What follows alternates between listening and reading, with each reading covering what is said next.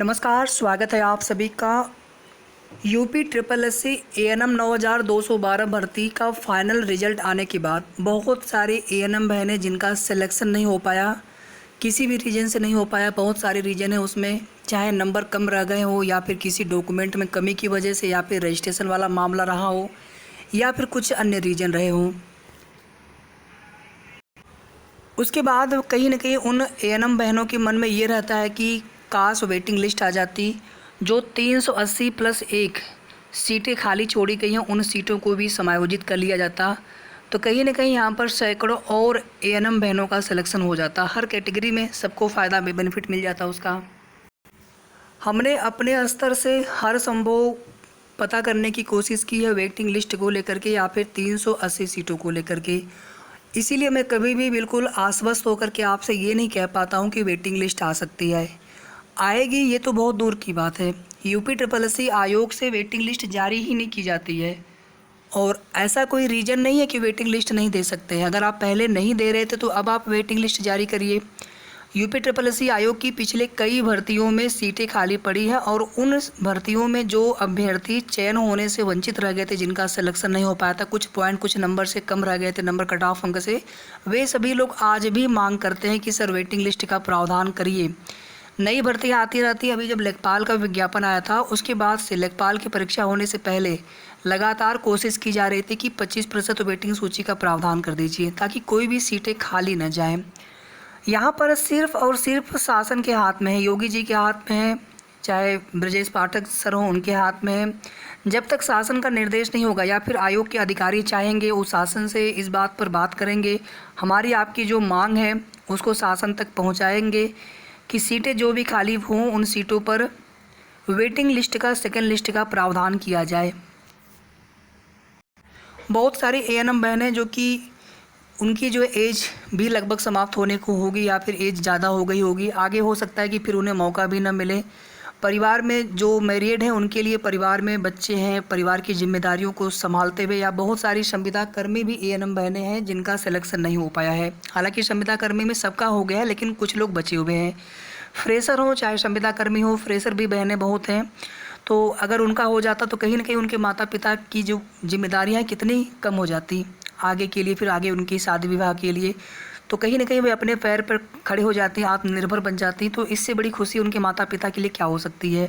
तो यहाँ पर सरकार को विचार करना चाहिए। मैं अपने चैनल के माध्यम से तो आपका मुद्दा आप रेगुलर उठाऊंगा, डेली उठाऊंगा, लेकिन एक आप सभी से निवेदन है हमारा कि जैसे मुख्यमंत्री जी का जनता दरबार लगता हो, चाहे जनता दर्शन लगता हो गोरखपुर और लखनऊ में क्रमशः, तो उसमें जा कर के आप लोग अपनी बात रखने का प्रयास करें। उसके बाद बीच बीच में चाहे ब्रजेश पाठक सर, जैसे अभी आप देखेंगे कहीं पर बीच में कार्यक्रम है ब्रजेश पाठक सर का, तो उनको ज्ञापन दिया जाए उसमें। इसी तरह से मुख्यमंत्री जी का कहीं पर ज्ञापन हो, क्योंकि इसमें सभी और ध्यान रहे, इसमें हमें जो ANM बहनें हैं उन्हें ही आगे आना होगा। अगर उनके भाई हैं, उनके हस्बैंड है, गार्जियन पेरेंट्स हैं, तो आप सभी जानते हैं महिलाएं थोड़ी सी अगर रहती हैं तो वहाँ पर ज़्यादा उनकी बात सुनी जाती है, वहाँ पर ज़्यादा उसका प्रभाव पड़ता है। तो थोड़ा सा आप सभी को ही आगे आना होगा। कोर्ट से ये सीटें या वेटिंग लिस्ट के लिए उम्मीद बहुत ज़्यादा नहीं कर सकते हैं, या फिर उम्मीद कह सकते हैं कम है।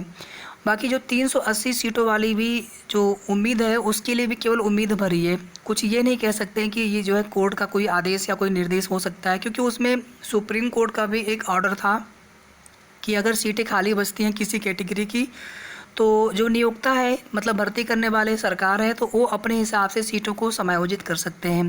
तो इसलिए मेरे हिसाब से यहाँ पर सर्वे सर्वा या फिर सब कुछ जो है सरकार के हाथ में है, योगी जी के हाथ में है। नियुक्ति और कार्मिक का विभाग भी उन्हीं के पास रहता है। अगर वो चाहेंगे तो सब कुछ हो सकता है, वो चाहेंगे तो कुछ सीटें और भी जोड़ी जा सकती हैं।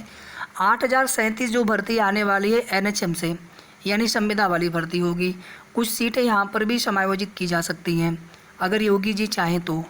बाकी ये तो किसी को नहीं पता होता कि बात बनेगी कि नहीं बनेगी, लेकिन अगर हम कोशिश ही ना करें तो फिर उसका हम लोग कोई उम्मीद ही नहीं कर सकते उसके बाद। तो एक कोशिश ज़रूर कर लेनी चाहिए। दो ही चीज़ें होंगी, या तो जैसे हम हैं और चयनित सिलेक्शन नहीं हो पाया वैसे रहेंगे, या तो हमारा सिलेक्शन होगा। दो ही चीज़ें होनी है।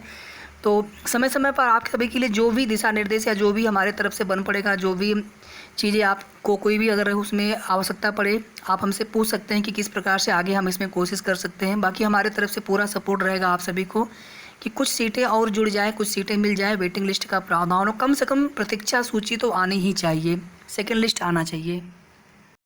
वीडियो को आप सभी प्लीज़ लाइक और शेयर जरूर कर दिया करिए। जितने भी हमारे एएनएम बहनें जो सिलेक्शन से वंचित रह गई हैं, देखिए हमारे लिए जो सेलेक्ट हो गई हैं उनकी खुशी हमारी खुशी है, और जो सेलेक्ट नहीं हो पाई है तो उनका दुख भी हमारा दुख है। हम आप सभी के लिए एक समान सोचते हैं, आप सभी के लिए हमारी एक समान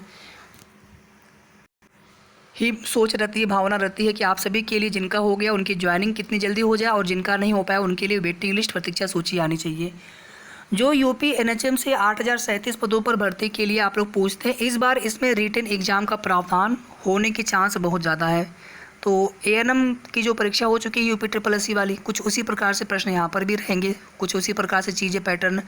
तो रिटन एग्ज़ाम की भी तैयारी आप सभी करते रहिए, क्योंकि मेरिट वाले में आप देखेंगे तो दिक्कतें आ रही हैं, तो हो सकता है कि उस चीज़ को चेंज करते हुए, चूँकि इस बार ये जानकारी मिली है कि इस बार जो है रिटन एग्ज़ाम से ये भर्ती कराई जा सकती है, संविदा वाली भी। अभी तो चलिए अस्थायी नियुक्त भर्ती हुई है यूपी SSS से एएनएम वाली 9212 पदों पर, इसी तरह से संविदा वाली भी हो सकती है। इसमें मेरिट में आप देखेंगे जिनके मेरिट कम होते हैं उनका सिलेक्शन नहीं हो पाता है, तो थोड़ा सा इसमें फ़ाइट नहीं हो पाता है। बहुत सारे ऐसे एएनएम बहनें होती हैं जिनके कुछ परसेंटेज कम होते हैं, इसकी वजह से उनका सिलेक्शन नहीं हो पाता। तो जो 2971 वाली 2971 वाली भर्ती है, अभी भी उसमें आप देखेंगे कुछ ज़िलों का रिजल्ट आना बाकी है, पहली चीज़।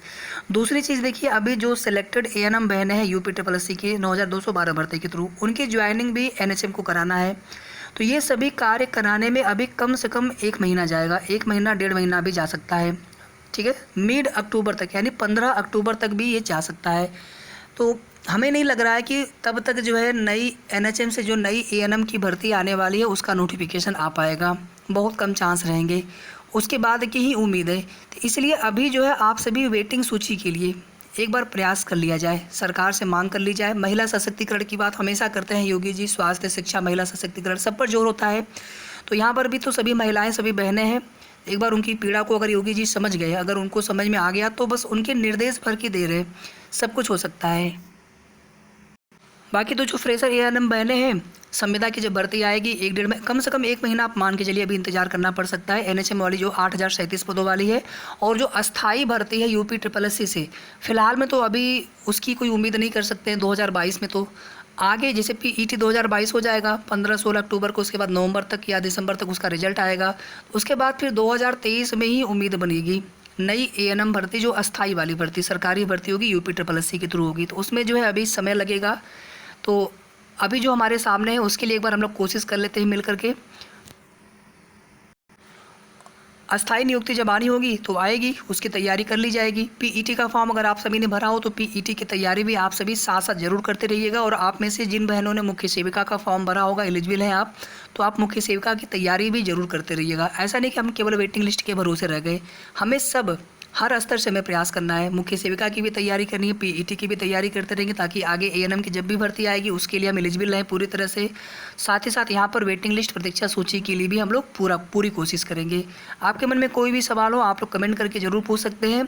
साथ ही साथ आप सभी लोग संगठित होकर के हमें आगे क्या करना है उसको लेकर के आपस में आप लोग बातचीत कर लीजिए, ताकि आगे की जो भी रणनीति है उसको लेकर के जो भी प्रयास हो सकता है वो तुरंत किया जाना चाहिए। वीडियो को आप लोग प्लीज़ लाइक और शेयर कर दीजिएगा, और अगर अभी तक आपने चैनल को सब्सक्राइब न किया हो तो ज़रूर सब्सक्राइब कर लें। धन्यवाद।